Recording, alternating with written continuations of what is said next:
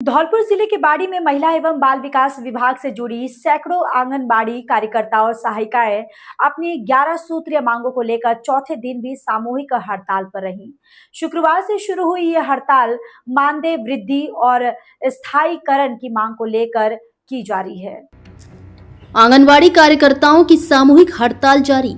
11 सूत्रीय मांगों को लेकर चौथे दिन भी किया धरना प्रदर्शन। बुधवार को कार्यकर्ताओं ने सीडीपीओ अर्पित श्रीवास्तव को ज्ञापन सौंपा था, लेकिन कोई कार्रवाई नहीं होने पर उन्होंने शुक्रवार से हड़ताल शुरू कर दी। बाड़ी शहर के राजराजेश्वरी केला माता मंदिर पर एकत्रित होकर कार्यकर्ताओं ने सरकार के खिलाफ जमकर नारेबाजी की। आंगनबाड़ी कार्यकर्ताओं का कहना है कि उन्हें अल्प मानदेय मिलता है, जिसमें कार्यकर्ता को 9,000 रुपए और सहायिका को 6,000 रुपए प्रति माह मिलते हैं। इस राशि से एक घर का खर्च चलाना मुश्किल है।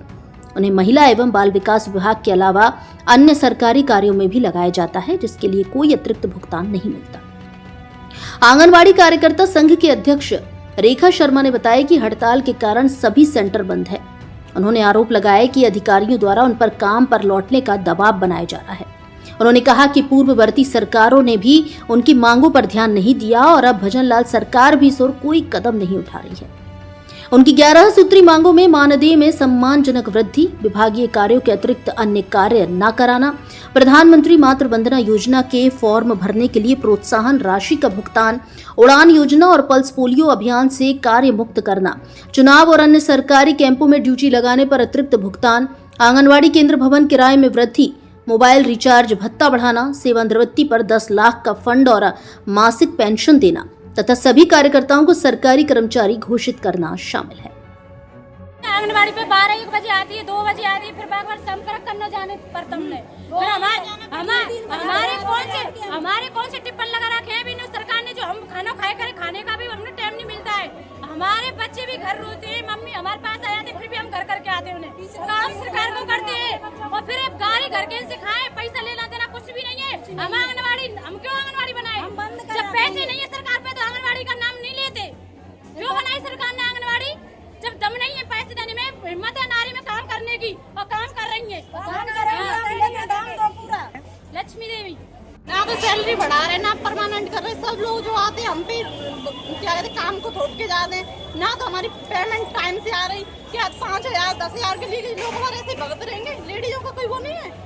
घरबार में इन्हीं का खर्चा, क्या पता किसी के दारू पी रहे, किसी का कुछ कर रहे, क्या पता लेडीजों से चल रहा होगा। किसी को पता है किसी की प्रॉब्लम का, किसी को नहीं पता है। लेडीज लग रही है, क्यों लग रही है? इसी के लिए लग रही है कि पेट भरे अपना और बच्चों का भरे। किसी घर में दारूबाज है, कोई मार रहा है, कूट रहा है, उनकी भी सैलरी टाइम से नहीं आ रही है। कितना टाइम लग जाता है सैलरी आने में? 2-3 महीने अब आप एजीएम साहब को आपने ज्ञापन दिया है, उन्होंने क्या आश्वासन दिया है? बोल दिया है कि 2 दिन में काम हो जाएगा। कुछ नहीं होता है, बस ऐसे तो हमने कितने दे दिए। कलेक्टर भी कुछ नहीं करता है ना तो पहले अगस्त में बोला था कि हम पक्के में कर देंगे। सीएम ने बोला था, अब क्या हुआ? अगस्त आ गई, 1 साल हो गई, कुछ नहीं हुआ। ना पक्के में हुआ, ना कुछ। बस जैसे ही आश्वासन दे देते हैं। आपका नाम क्या है?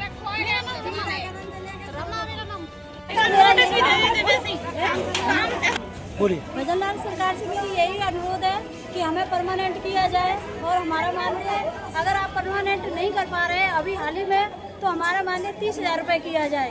और हमें हर एक विभाग से प्रताड़ित होना पड़ता है। कोई कहता है 1,000 रुपये में नौकरी कर रही है, कोई कहता है आ गई, कोई कहता है दरिया खा लिया, फलाना कर लिया, ढिकाना कर लिया, और ये सब कहते हैं। और थोड़ा भी काम में और 100% काम मांगते हैं।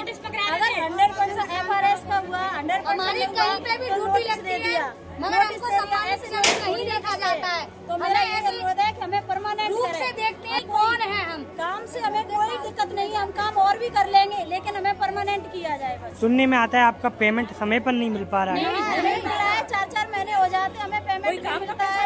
हम अपने बच्चे कहाँ से पाए? इतने 9,000 रुपए में हम कहाँ अपने बच्चों की ट्यूशन फीस दे पाए? सबसे पहली समस्या है हमारी नियमितकरण की, हमें परमानेंट किया जाए।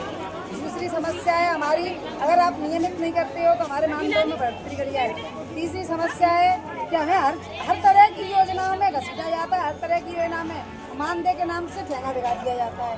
तो क्या हमारा कोई वो नहीं है? अभी भी हम यहाँ पे ज्ञापन देने आए हैं वो चाहे वो वकील भाई हो चाहे कोई भी हो, कह रहे हैं क्या ये अपनी मांगे रखेंगे, यानी कि हमारी मतलब किसी जगह कोई भी वैल्यू हमारे पर बच्चों को पालते हैं हम, तुमको इतना बड़ा करते हैं, हाँ हमारी भी कोई वैल्यू नहीं है। और बताएंगे हमारी वैल्यू क्या है। अगर हम मैदान में उतरे हैं तो कुछ करके ही जाएंगे, या तो अपना अधिकार लेके जाएंगे या मर के जाएंगे। सारा परिवार हम पाल रहे हैं, हम पूछ रहे हैं।